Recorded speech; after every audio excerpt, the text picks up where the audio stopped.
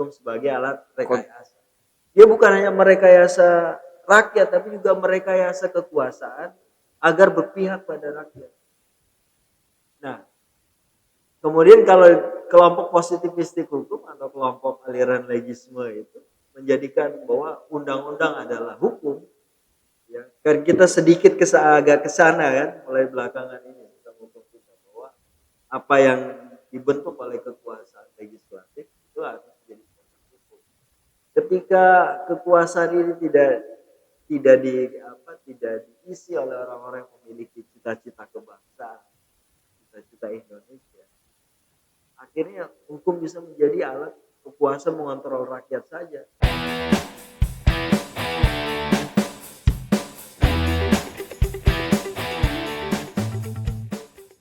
Baik, Assalamualaikum warahmatullahi wabarakatuh. Selamat datang teman-teman di Podcast Sakalau. Hari ini kita akan berdiskusi tentang negara, demokrasi, dan pemuda. Banyak dinamika di negara ini, terlepas daripada itu, salah satu hal penting adalah demokrasi. Mengingat bahwa pilar utama daripada berjalannya sebuah konsep negara yang adil dan menghadapkan dengan kesejahteraan umum ialah demokrasi. Dengan demokrasi, mengartikan bahwa kekuasaan dari rakyat oleh rakyat dan untuk rakyat. Untuk pertama, mungkin kita bisa langsung kepada Bung Heri untuk sedikit memberikan pemahaman terkait dengan apa sih demokrasi atau pemilu ataupun pemuda.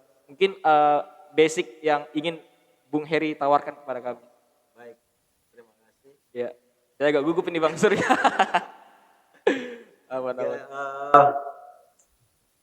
Bicara demokrasi sebenarnya kalau kita bicara konstitusi kita ya, kita ini menganut sebagai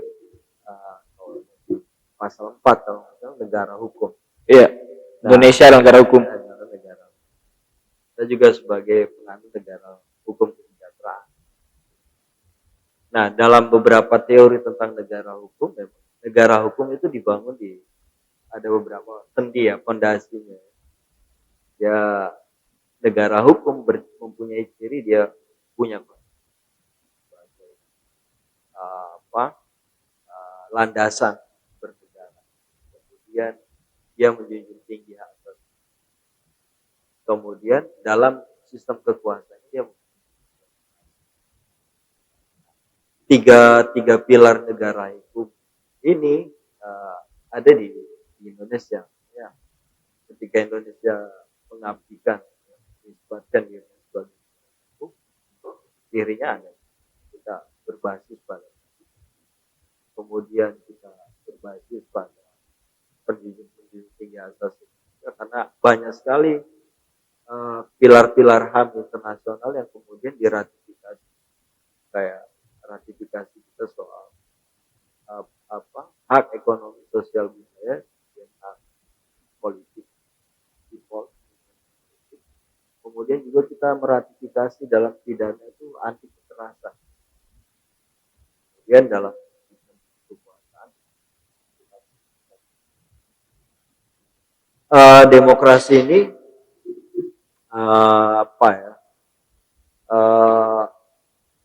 dipandang memang kalau dalam kesejarahan kita demokrasi ini ditandai sebagai pemilu ya. Pemilu itu ditandai sebagai salah satu tanda demokrasi. Meskipun kalau dalam beberapa teori demokrasi itu bukan soal bagaimana membangun kebijakan publik, ya, ada proses demokrasi. Misalkan kita lihat kalau demokrasi itu dibatasi hanya pemilu, artinya rakyat itu hanya diberikan hak politik juga proses. Tapi bagaimana dengan masyarakat rakyat ketika pasca kekuasaan diambil atau dipegang? Nah, kita banyak mengandung hak warga negara. Bagaimana soal perumusan kebijakan kita ada brand. Nah, itu demokratisasi yang sebenarnya bukan hanya soal bagaimana kekuasaan didudukan pada untuk seseorang, tapi kemudian bagaimana kekuasaan itu bekerja untuk melayani publik. Itu bagian presiden. Ya, benar. Menarik bicara dengan demokrasi. Sedikit juga yang menjadi pertanyaan Bang di teman-teman itu, bahkan rekan-rekan, kalau kita melihat Pancasila sila keempat itu kan, kerakyatan yang dipimpin oleh hikmat kebijaksanaan dalam permusyawaratan perwakilan. Nah, pemaknaan demokrasi dalam sila keempat ini kan artinya demokrasi secara tidak langsung, artinya keterwakilan. Tapi juga dalam pelaksanaan pemilu kita mengetahui bahwa pelaksanaan daripada demokrasi ini secara langsung. Sebenarnya dalam menyikapi ini bagaimana semestinya kita melihat, apakah kita harus stuck bahwa sebenarnya tidak perlu demokrasi langsung atau perlu keterwakilan, atau sebenarnya keterwakilan itu pada level-level tertentu dan lain sebagainya. Mungkin gitu Bang. Ya, kalau kita baca literatur ya, Ah, misalkan Plato itu merumuskan ya, tentang negara yang dipimpin oleh filsuf. filsuf. Yang kemudian di beberapa negara itu diterjemahkan, misalkan di sistem kekuasaan pemerintah Iran ada wilayah sultan, kekuasaan yang dipimpin oleh para fuqaha atau ulama atau orang yang memiliki keilmuan di sistem. Mungkin di organisasi kita, di organisasi kemasyarakatan kita, misalkan di Nahdlatul Ulama ada di atas ketua umum ada struktur yang diduduki orang-orang yang dianggap memiliki pemahaman tentang hukum. Nah, kalau kita lihat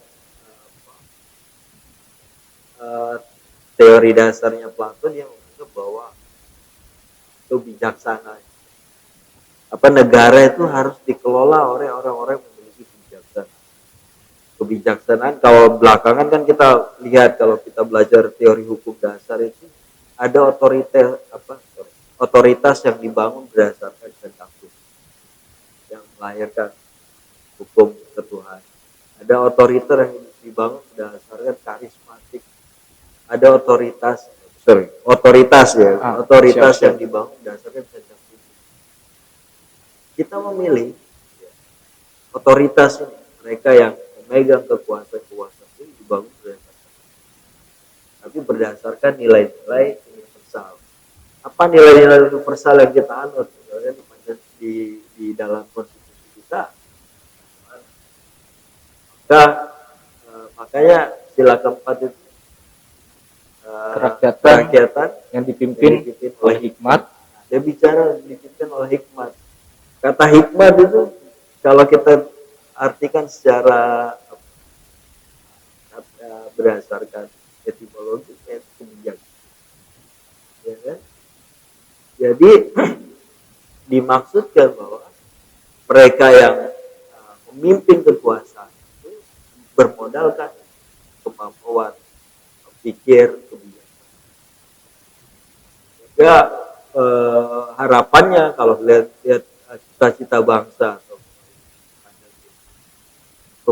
kekuasaan eksekutif, legislatif, yudikatif itu berisi orang-orang yang memiliki nilai-nilai yang bisa menerjemahkan kebijaksanaan yang berketuhanan ke dalam pembangunan apa yang dia. Nah, kemudian kita punya kalau kita bicara demokratisasi kita punya sejarah kan. Ada pemilu pertama kita di tahun 1956. Kemudian itu setelahnya masuk proses pemilu yang dilaksanakan di Orde Baru. Nah, ini punya karakter sendiri-sendiri. Tadi kita pertanyaan apa ini kok nyambung? Oh iya, sebenarnya masih berhubungan Bang kalau kita bicara tadi demokrasi, dan bahkan juga kan pada level keterwakilan tadi Abang sampaikan. Iya. Nah, cuman yang menjadi pertanyaan itu secara konstitusional kita ini demokrasi langsung atau tidak langsung? Nah, dari sisi ya kita pernah mengalami fase-fase itu. Ya, demokrasi tidak langsung, kita pernah mengalami fase di mana rakyat kemudian partai politik yang dianggap punya perangkat untuk memilih, meletakkan orang yang cocok. Cocok ini dalam pengertian memiliki hikmat. Hikmat. Iya. Siap. Tapi kemudian ternyata terjadi pergeseran. Kadang-kadang bahkan ada perasaan bahwa rakyat diwakili orang-orang yang tepat jika dipilih dengan demokrasi. Kemudian proses politik hukum di bidang pemilu bergeser. Setelah reformasi bergeser kepada bagaimana pemilihan dilakukan. Dan itu juga kemudian dituangkan dalam konstitusi. Pemilihan pemilu itu dilaksanakan secara langsung. Ya, artinya kalau kita lihat hukum pemilu kan paling tidak ada dua hal ya, right to vote, right to be candidate, hak untuk memilih, kemudian hak untuk menjadi kandidat atau orang. Nah, konstitusi kita melindungi, tidak ada, jangan sampai ada penghalangan terhadap hak seseorang untuk menjadi atau kemudian arah pemilu kita diarahkan kepada Secara nggak langsung demokrasi kita adalah demokrasi langsung di level pemilihan umum.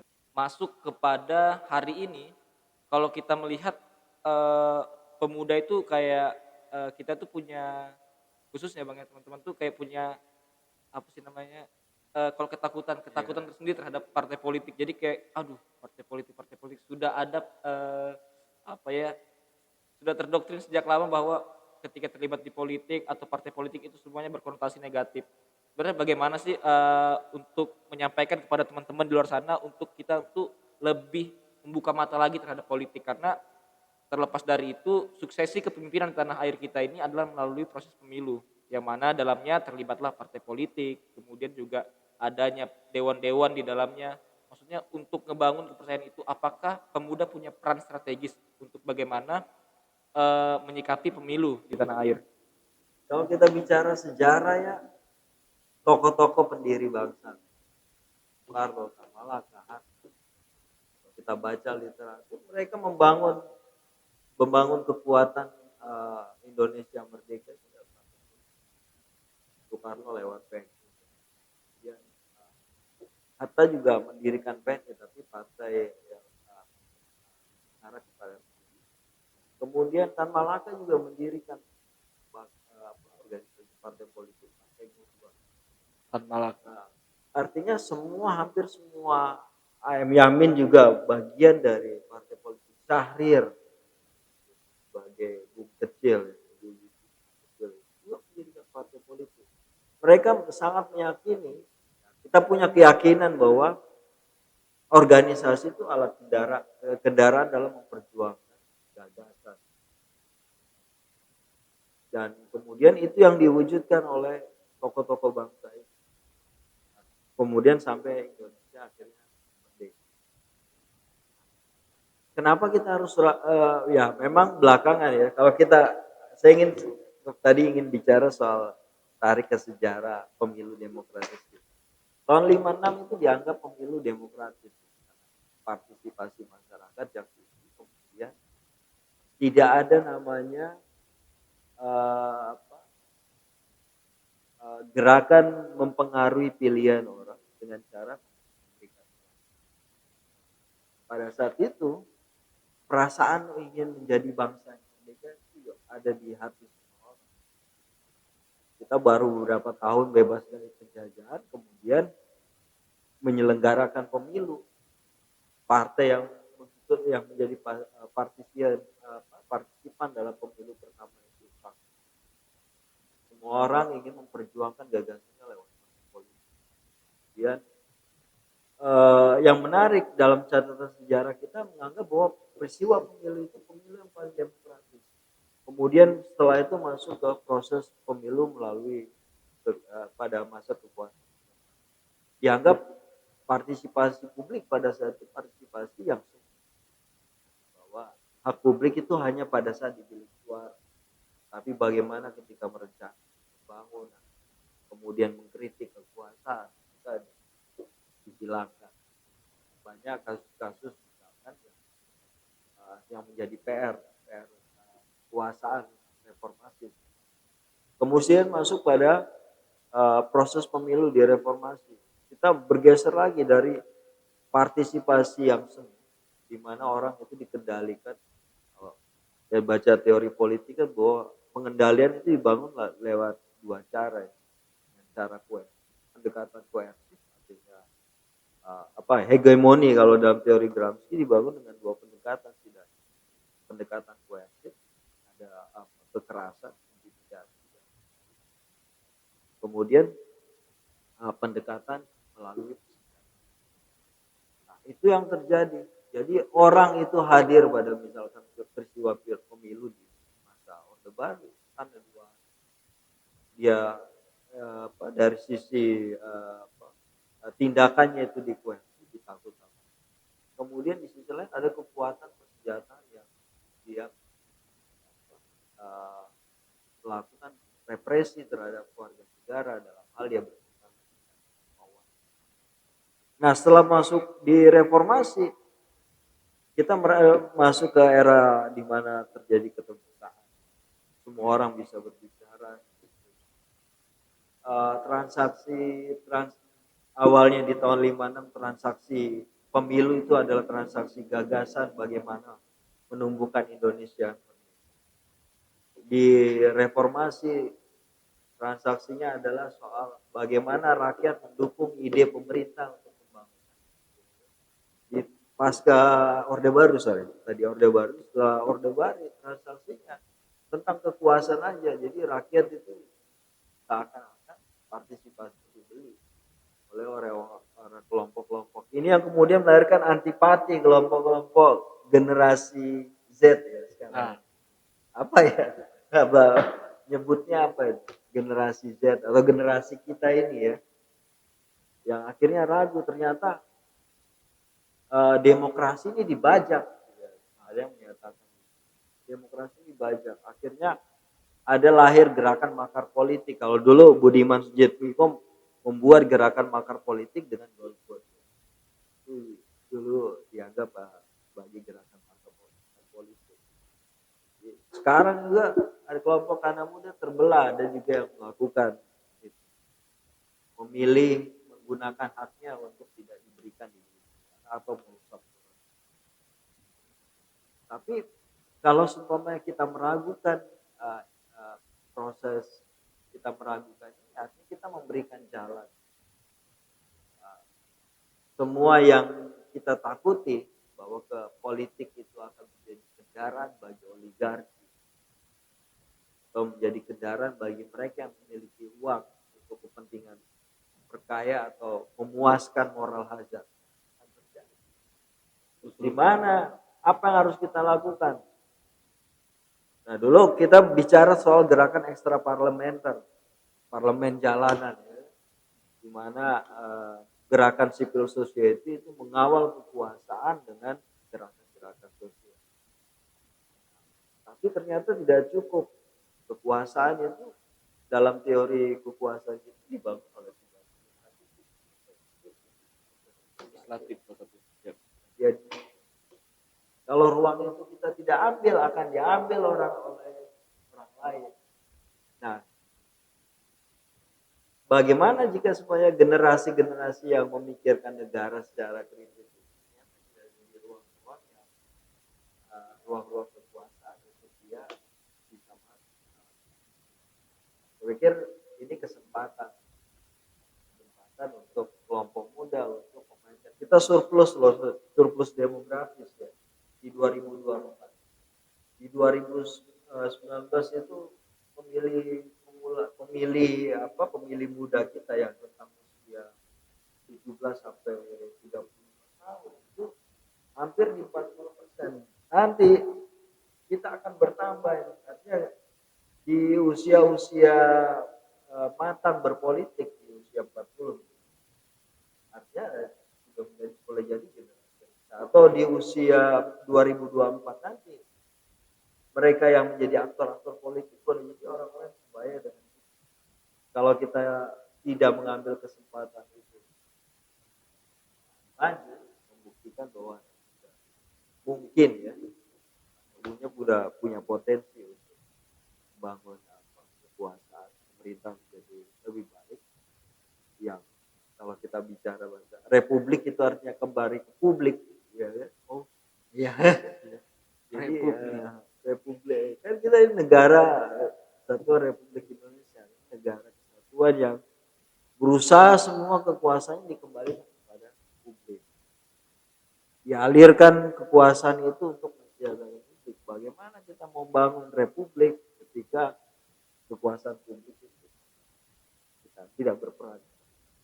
Benar. Jadi pada akhirnya dapat kita lihat bahwa ketika mungkin ada golongan muda atau teman-teman di luar sana yang tidak menghendaki adanya proses pemilu dengan cara golput dan lain-lain, bahkan itu seperti memberikan ruang kepada orang-orang yang dari awal ditakutkan untuk berkuasa dengan tidak hikmat, tidak bijaksana. Ya, berarti ketika teman-teman memang benar-benar peduli kaum muda di luar sana, maka terlibatlah dalam segala bentuk proses pemilu. Ya. Kalaupun memang ada kelemahan dalamnya, maka hadirlah kalian sebagai orang-orang yang perbaiki kelemahan di dalamnya.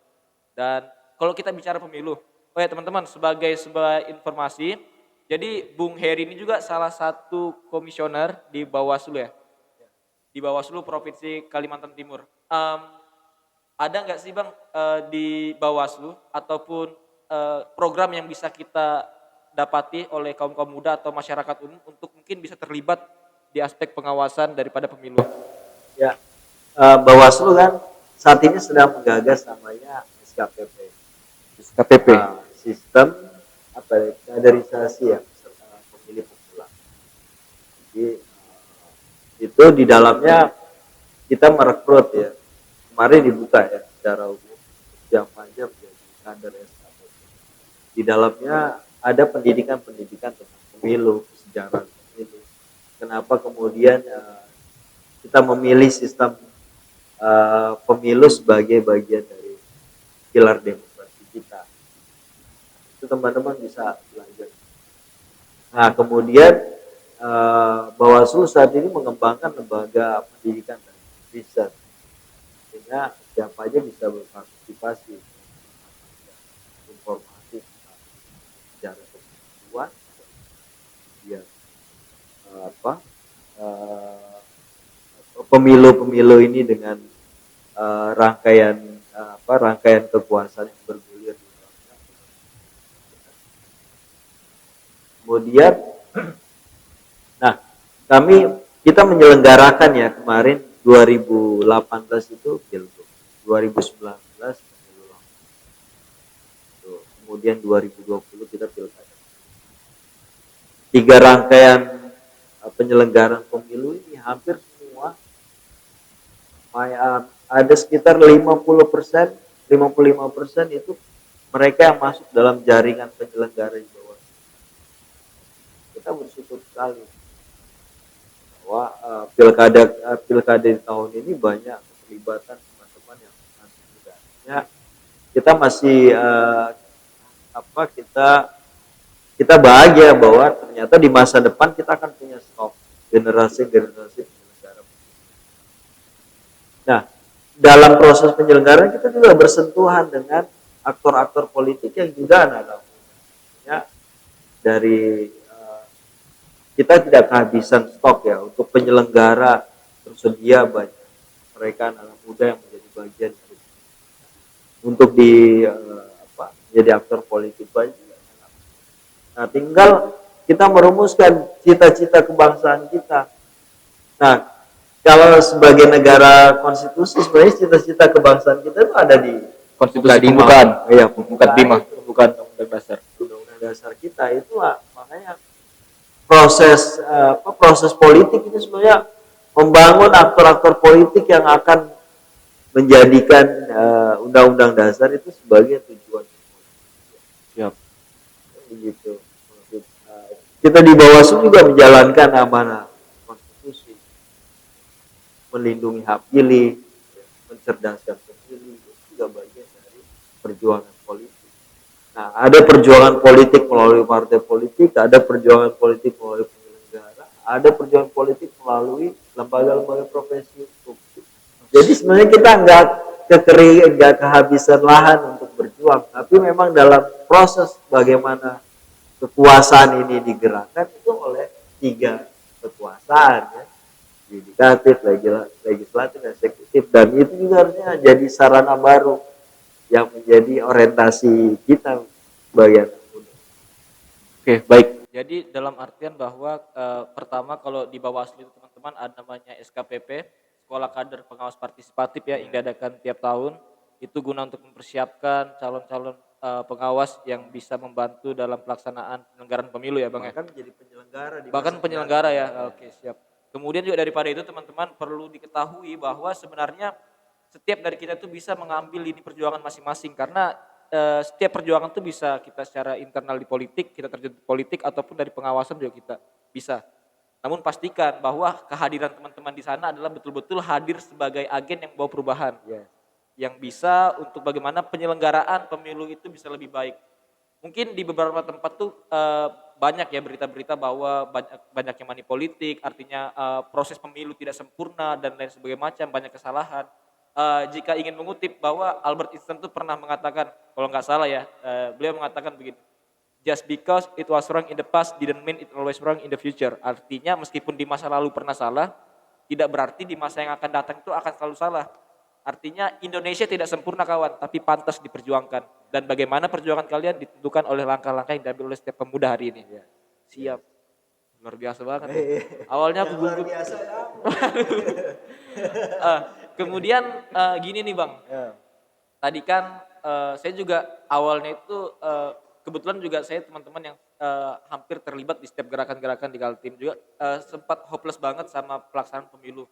Tapi ketika mendengarkan beberapa penyampaian mulai dari demokrasi itu, kemudian peran pemuda dan kemudian pemilu itu sendiri, bahkan ada sebenarnya negara hari ini sudah memfasilitasi ya berbagai macam mulai dari pembentukan karakter, kemudian persiapan kita untuk memang mau terlibat, artinya sudah ada semangat kebaikan.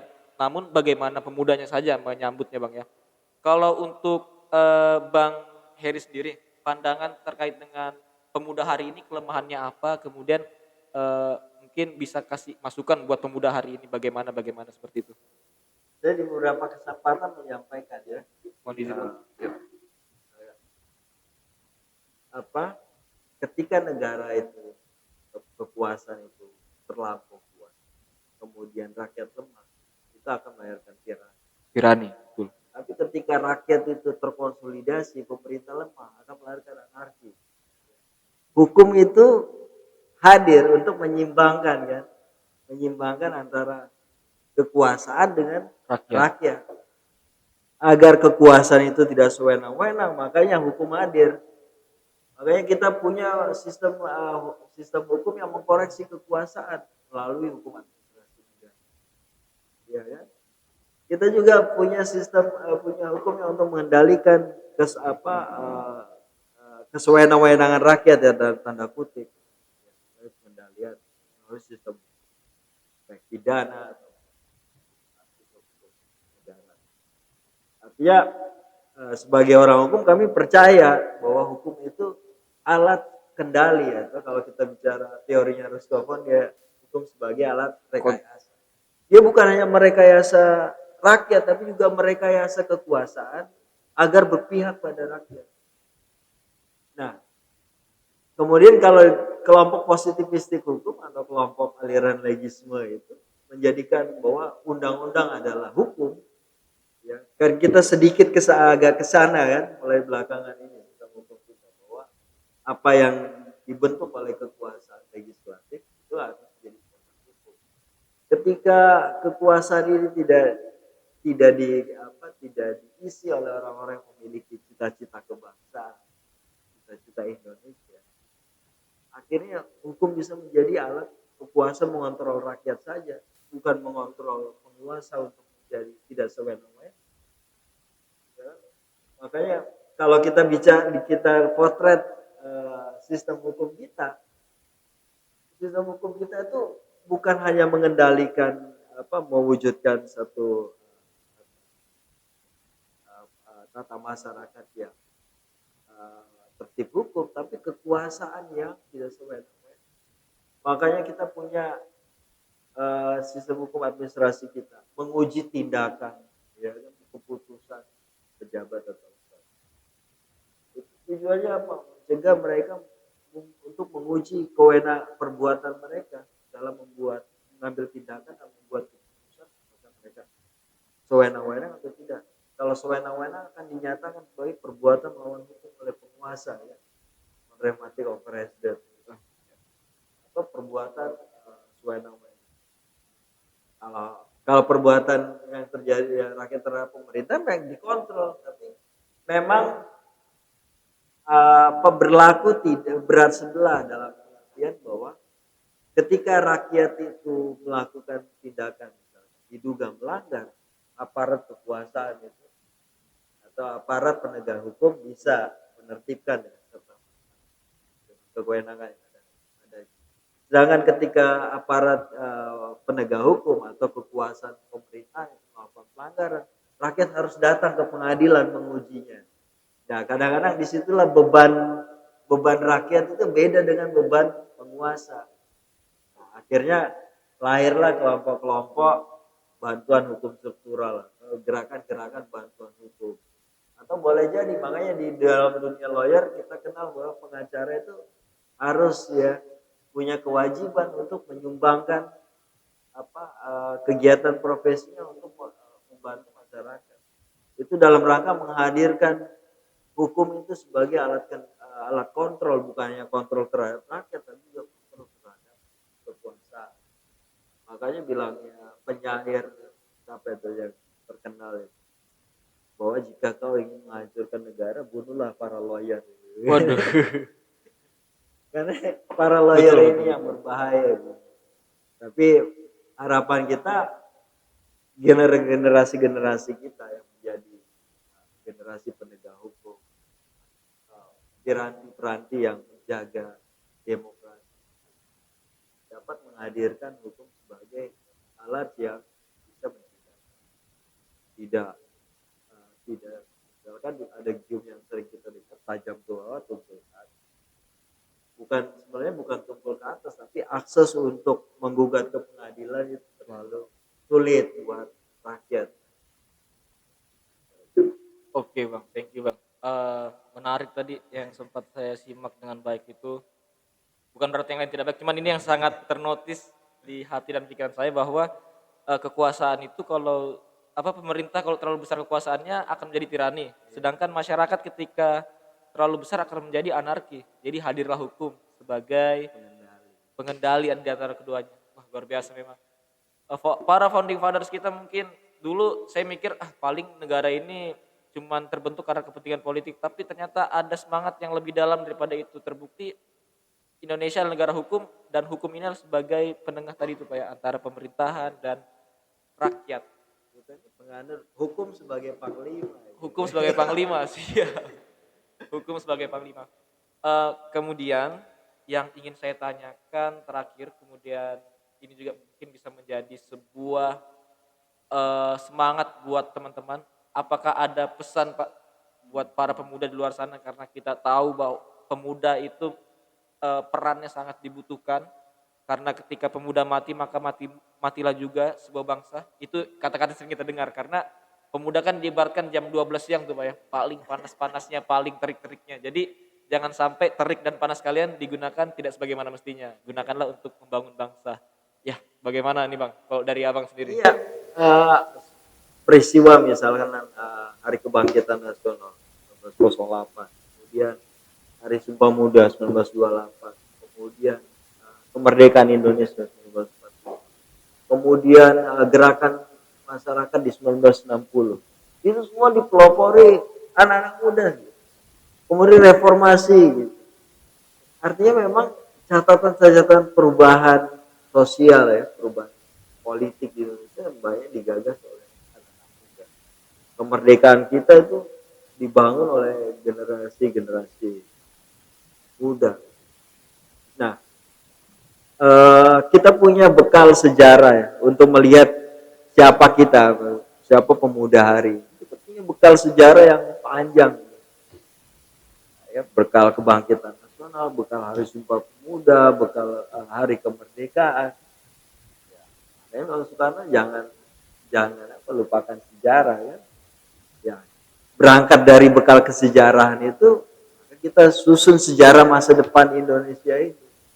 Ya, kita bentuk sejarah masa depan Indonesia yang yang dicita-citakan oleh founding father melalui konstitusi. Ya, memang tidak mudah. Yang mereka juga berjuang tidak mudah, berdarah-darah. Ada yang hilang ya tanpa nama. Dan perjuangan kita hari ini juga pasti tidak mudah karena memang eh, apa dalam pergulatan politik kita mereka yang berada dalam mereka banyak ada yang berubah menjadi status quo yang ingin tetap bertahan dalam kekuasaan politik karena mungkin dia memperoleh nikmatnya berpolitik. Jadi kehilangan semangat mewujudkan cita-cita kebangsaan. Nah, mumpung kita masih muda, semangat cita-cita kebangsaan kita masih ada, maka ruang-ruang di mana kita bisa berpartisipasi membangun negara yang berkeadilan sosial Luar biasa. Di mana ruang-ruang itu ada, maka hadirlah di situ Bang. Iya. Luar biasa. Nggak terasa udah cukup lama kita berdiskusi Bang. Lama ya? Iya, padahal ini kalau pengen diteruskan takutnya nggak habis-habis nanti nih. Soalnya, aduh luar biasa nih background pergerakan, menjadi bagian dari pemerintahan, pengawasan dan lain artinya banyak sebenarnya yang bisa kita gali dari Bung Heri. Cuman kita terbatas oleh waktu teman-teman. Itulah tadi penyampaian yang disampaikan oleh Bung Heri sebagai salah satu individu yang merdeka dan sebagai salah satu dari komisioner di Bawaslu Provinsi Kalimantan Timur. Semoga yang kita sampaikan hari ini dapat berguna buat teman-teman di rumah dimanapun teman-teman berada dan pastikan hadirnya teman-teman dapat berdampak baik buat kehidupan berbangsa dan bernegara teman-teman. Sekian dari kami berdua, mohon maaf jika ada salah karena manusia nggak lepas dari salah dan pemerintah pun juga, tapi bukan berarti kita harus merelakan mereka-mereka berbuat salah. Tetap isi garis-garis perjuangan teman-teman. Sekian, terima kasih. Assalamualaikum warahmatullahi wabarakatuh. Waalaikumsalam. Aduh, luar biasa. Merdeka. Merdeka, mantap.